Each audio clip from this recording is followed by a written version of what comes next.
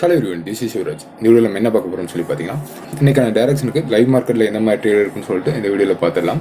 So இன்னைக்கு market open ஆனதை பொறுத்தளவு கேப் அப்ல கொடுத்துட்டு ஒரு ரெட் கேண்டில் ஃபார்ம் ஆயிருக்கான். ஸோ இந்த ரெட் கேண்டில் நமக்கு என்ன சொல்லுதுன்னு பார்த்தீங்கன்னா பையர்ஸ் கார்ட்லையும் செல்லர்ஸோட டாமினேஷன் தான் இந்த இடத்துல அதிகமாக இருக்குன்னு சொல்லிட்டு இண்டிகேட் பண்ணுறான்.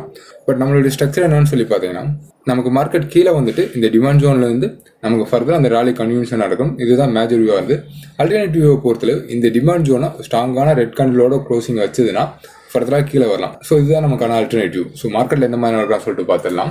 மார்க்கெட்டை பொறுத்தளவு நம்ம எதிர்பார்த்த மாதிரி டிமாண்ட் ஜோனை ரீச் பண்ணிட்டோம்.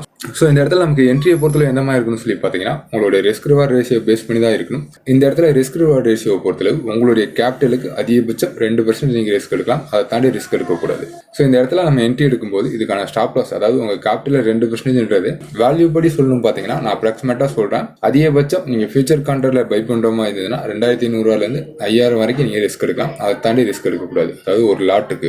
ஸோ நம்ம என்ட்ரி இங்கே எடுக்கிற மாதிரி இருந்ததுன்னா ஸ்டாப் லாஸை பொறுத்தளவு நான் முதல் சொன்ன மாதிரி உங்களுடைய கேபிட்டலுக்கு அதிகபட்சம் 2% ரிஸ்க் எடுக்கலாம். ஸோ அதை தாண்டி நம்ம ரிஸ்க் எடுக்கும்போது அது அடுத்த நாள் ட்ரேடிங்கை கொஞ்சம் பாதிக்கும். இந்த இடத்துல நம்ம ரேஞ்சை பேஸ் பண்ணி ஸ்டாப் லாஸ் போகிற மாதிரி இருந்ததுன்னா இந்த டாப்பை நம்ம சப்போர்ட்டை யூஸ் பண்ணிக்கலாம். அதே மாதிரி நமக்கு 200 நல்ல ஒரு சப்போர்ட் இருக்கான். ஸோ இந்த ஜோனுக்கு கீழே நம்ம ஸ்டாப் லாஸ் போகிற மாதிரி இருக்கும். ஸோ நான் ஸ்டாப் லாஸை பொறுத்தளவு 425க்கு ஃபிக்ஸ் பண்ணுறேன். ஸோ இதுக்கான டார்கெட்டை பொறுத்தளவு நம்ம ப்ரீவியஸ் ஸ்டாப்பை மெயின்டைன் பண்ணிக்கலாம். ஸோ இந்த இடத்துல நமக்கான ரிஸ்க் ரிவார்ட் ரேஷியோ பொறுத்தளவு 1:2 கிடைச்சிருக்கான். ஸோ இதுக்கான ரிசல்ட்டை வெயிட் பண்ணி பார்க்கலாம். ஸோ நம்ம எதிர்பார்த்த மாதிரி இந்த இடத்துல நமக்கு நல்ல ஒரு புல் பேக் தான் கொடுத்துருக்கான். ஸோ இந்த புல் பேக்கை பொறுத்தளவு இப்போ நடக்கக்கூடிய இந்த கன்சால்டேஷனில் நமக்கு டார்கெட் இன்னும் ரீச் ஆகலை. மோஸ்ட்லி இந்த மாதிரி சுச்சுவேஷனில் என்ன பண்ணுவாங்கன்னு சொல்லி பார்த்தீங்கன்னா இந்த மைனர் ரெட் கேண்டில் நம்ம டார்கெட் புக் பண்ணுவோம். பட் இந்த இடத்துல என்ன நடக்கும்னு சொல்லி பார்த்தீங்கன்னா மோஸ்ட்லி இந்த 20 AM சப்போர்ட் எடுத்துட்டு ஃபர்தர் அந்த ராலி கன்வியூஷன் நம்ம டார்கெட்டை ரீச் பண்ணும். ஸோ இது எல்லா இடத்துக்கும் பொருந்துமான்னு சொல்லி கேட்டிங்கன்னா இந்த டைரக்ஷனுக்கு இது கண்டிப்பாக பொருந்தும். ஸ்ட்ரக்சரை பொறுத்து ஒவ்வொரு டைரக்ஷனும் டிஃபர் ஆகும். ஸோ இந்த 20 AM பொறுத்தளவு இந்த புல் பேக்கு அந்த மாதிரி ரியாக்ட் பண்ணுறதுக்கான ப்ராபபிலிட்டி நிறையா இருக்கும். ஸோ அதனால தான் இன்பிட்வீனில் இதை மென்ஷன் பண்ணேன்.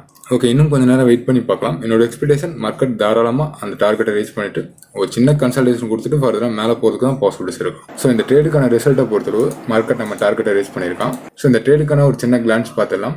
ஃபர்ஸ்ட் நமக்கான மார்க்கெட் டைரக்ஷன் என்னன்னு சொல்லி பார்த்தீங்கன்னா மார்க்கெட் கேப் டவுன் கொடுத்துட்டு ஃபர்தராக நமக்கு இந்த சப்போர்ட் ஜோனில் புல் பேக் கொடுக்கும்போது அந்த ராலி கன்வியூஷன் நடக்கும்ன்றதா நமக்கு மேஜர் கான்செப்டாக இருந்தது. இதே நமக்கு அல்டர்னேட்டிவ் பொறுத்தளவு இந்த ஜோனை ஸ்ட்ராங்கான பேரிஸ் கேண்டிலோட பிரேக் அவுட் கொடுக்கும்போது நமக்கு அந்த கரெக்ஷன் இண்டிகேட் பண்ணு சொல்லி பார்த்துருந்தோம். அதே மாதிரி இந்த சப்போர்ட் ஜோனை பொறுத்தளவு நமக்கு புல்லிஷ் மார்க்கெட்டுக்கான ஸ்ட்ராங்கான சப்போர்ட் ஜோனை மென்ஷன் பண்ணியிருந்தோம். ஸோ அதை பேஸ் பண்ணி தான் இந்த ட்ரேட் இருந்தது.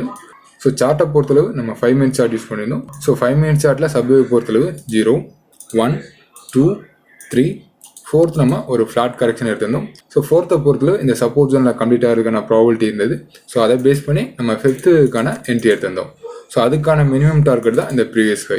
ஸோ என்ட்ரியை பொறுத்தளவு நம்ம 4th வேவ்ல எடுத்திருந்தாலும் 5th வேவ்க்கான ஸ்டாப் லாஸை பொறுத்து எங்கே போட்டுக்கணும்னு சொல்லி பார்த்தீங்கன்னா செகண்ட் வேவுடைய பாட்டத்தில் தான் நம்ம பேஸ்ட் பண்ணியிருக்கணும். பட் இந்த இடத்துல நம்ம இன்ட்ராடே பண்ணுறதுனால நம்மளுடைய கேபிட்டலை பேஸ் பண்ணி இதுக்கான ஸ்டாப் லாஸ் ஃபிக்ஸ் பண்ணியிருந்தோம். டார்கெட்டை பொறுத்தளவு அஸ் யூஸ்வல் இந்த ப்ரீவியஸ் ஹை. அடிஷனலாக வேறு என்னென்ன இங்கே டிஸ்கஸ் பண்ணலாம் சொல்லி பார்த்தீங்கன்னா இந்த மூவிங் ஆவரேஜ் கொஞ்சம் நம்ம டிஸ்கஸ் பண்ணலாம். ஸோ இந்த மூவிங் ஆவரேஜ் இந்த 5 minute சார்ட்டில் என்ன சொல்லுதுன்னு பார்த்தீங்கன்னா இந்த 200 ஆனது இந்த மைனர் டைம் ஃப்ரேமுக்கு நமக்கு புல்லிஷ் மார்க்கெட்டை இண்டிகேட் பண்ணலாம். ஸோ இது நமக்கு எங்கே கிராஸ் ஓவர் நடந்திருக்குன்னு சொல்லி பார்த்தீங்கன்னா இந்த கரன்சிங்க நம்ம கால்குலேட் பண்ணும்போது 0 1 2 நமக்கு தேர்ட் எக்ஸ்டென்ஷன் நடக்கும்போது இதுக்கான பிரேக் அவுட் கொடுத்துருக்கான். ஸோ இது பிரேக் அவுட்க்கு அப்புறம் நமக்கு 4th இங்கே ஒரு ரீடெஸ்ட், நமக்கு 5th நடக்கிறான். ஸோ 5th நமக்கு எக்ஸ்டென்ஷன் வேவ்ல நம்ம கால்குலேட் பண்ணனால அகைன் இந்த இடத்துல நமக்கு ஒரு ரீடெஸ்ட் கிடைச்சிருக்கான். இந்த 200 இந்த ட்ரெண்டை கண்டுபிடிக்கிறதுக்கு அடிஷனலாக நமக்கு ஒரு சப்போர்ட்டாக ரியாக்ட் பண்ணியிருக்கான். ஸோ மார்க்கெட் இந்த 200 நமக்கு கட் பண்ணும்போது நமக்கு இந்த டயகனலுக்கான மைனர் ட்ரெண்ட் திரும்பியே தவிர மேஜர் ட்ரெண்ட் திரும்பாது. ஃபார் த ரீசன் சொல்லி பார்க்கும்போது நம்ம யூஸ் பண்ணியிருக்கிறது 5 minute சார்ட். ஸோ அடுத்து நம்ம என்ன பார்க்க போகிறோம்னு சொல்லி பார்த்தீங்கன்னா இந்த மைனர் ட்ரெண்ட் லைன். ஸோ இந்த மைனர் ட்ரெண்ட் லைன் நமக்கு இந்த இடத்துல பெர்ஃபெக்டாக ரியாக்ட் பண்ணியிருக்கு. பட் இதை நம்ம ட்ராப் பண்ணுறதுக்கு முன்னாடி என்ன மெத்தடில் ட்ராப் பண்ணியிருக்கோம்னு சொல்லிட்டு தெரிஞ்சுக்கணும்ல. காலையில் நான் போஸ்ட் பண்ண சார்ட்டில் இந்த ட்ரெண்ட் லைன் நான் மென்ஷன் பண்ணியிருந்தேன். பட் நான் இந்த பாட்டத்துலேருந்து எடுக்கல, மைனர் ஸ்விங்க்கு மட்டும் தான் எடுத்திருக்கேன். இந்த ட்ரெண்ட் லைனை பொறுத்தளவு நம்ம தியரிட்டிக்கலாக பார்க்கணும்னு சொல்லி பார்த்தீங்கன்னா இதுக்கு ஒரு கான்செப்ட் இருக்குது. ஸோ அதை எலியட் சேனல்னு சொல்லுவாங்க. ஆல்ரெடி நான் வீடியோவில் மென்ஷன் பண்ணியிருக்கேன். அதாவது எலியட் சேனல் எந்த மாதிரி ட்ராப் பண்ணணும்னு சொல்லிட்டு நம்ம ப்ரீவியஸ் வீடியோவில் பார்த்துருக்கோம். ஸோ இந்த இடத்துல யூஸ் பண்ண இந்த ட்ரெண்ட் லைனும் எலியட் சேனலை பேஸ் பண்ணி தான் ட்ராப் பண்ணது. ஸோ எலியட் சேனலை பொறுத்தவரை எந்த மாதிரி இருக்குன்னு சொல்லி பார்த்தீங்கன்னா நமக்கு 0 1 and 2. ஸோ இந்த மாதிரி ஃபார்ம் ஆகும்போது 0வையும் செகண்ட் வேவும் கனெக்ட் பண்ணிட்டு இதை காப்பி பண்ணி நம்ம ஃபர்ஸ்ட் வேவுடைய ஹைல பேஸ்ட் பண்ணும்போது நமக்கு தேர்ட் வேவுக்கான டார்கெட் கிடைக்கும். தேர்ட் வேவ் பொறுத்தவரை எப்பவுமே லாங்கஸ்ட் வேவ்ன்றனால இந்த 10 லைன் பிரேக் அவுட் கொடுத்துட்டு ஃபர்தராக மேலே போகும். ஸோ 4th கரெக்ஷனை பொறுத்தளவு நமக்கு இந்த 10 லைனுக்குள்ள க்ளோசிங் வைக்கும். அப்போ நம்ம என்ன பண்ணணும்னு சொல்லி பார்த்தீங்கன்னா நம்ம இந்த ஃபர்ஸ்ட் வேவுடைய ஹைக்கும் தேர்ட் வீடியோ ஹைக்கும் எடுத்து செகண்ட் வீடியோ லோவில் பேஸ்ட் பண்ணும்போது நமக்கான ஃபோர்த் வேவுக்கான டார்கெட் கிடைக்கும். ஸோ இதுதான் கான்செப்ட். இதை பேஸ் பண்ணி தான் இந்த ட்ரெண்ட் லைன் ட்ரா பண்ணது. இதுதான் 0, இதுதான் செகண்ட் வேவ். ஸோ இதை காப்பி பண்ணி நம்ம ஃபர்ஸ்ட் வீடியோ ஹையில் பேஸ்ட் பண்ணும்போது நமக்கு தேர்ட் வேவுக்கான டார்கெட் கிடைக்கும். ஸோ மார்க்கெட் கிட்டத்தட்ட அந்த ரேஞ்சை ரீச் பண்ணியிருக்கான். ஸோ ஃபோர்த் வீடியோ டார்கெட்டை பொறுத்தளவு இதை நம்ம அப்படியே காப்பி பண்ணி செகண்ட் வீடியோ லோவில் பேஸ்ட் பண்ணுவோம். ஸோ இதுதான் ஃபோர்த் வேவுக்கான டார்கெட். ஸோ இந்த இடத்துல நமக்கு இந்த செகண்ட் கரெக்ஷன்ன்றது நமக்கு ஷார்ப்பான கரெக்ஷன்றதுனால ஃபோர்த் எப்பயுமே ஒரு லாங்கஸ்ட் கரெக்ஷனாக இருக்கும்.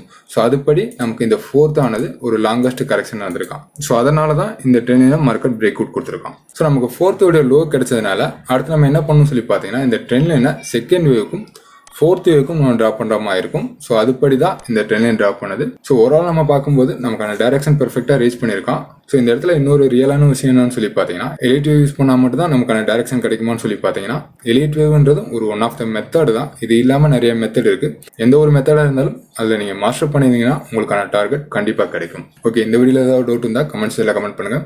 வரக்கூடிய வீடியோக்குள்ளேருந்து பார்க்கலாம். Okay, thank you friends.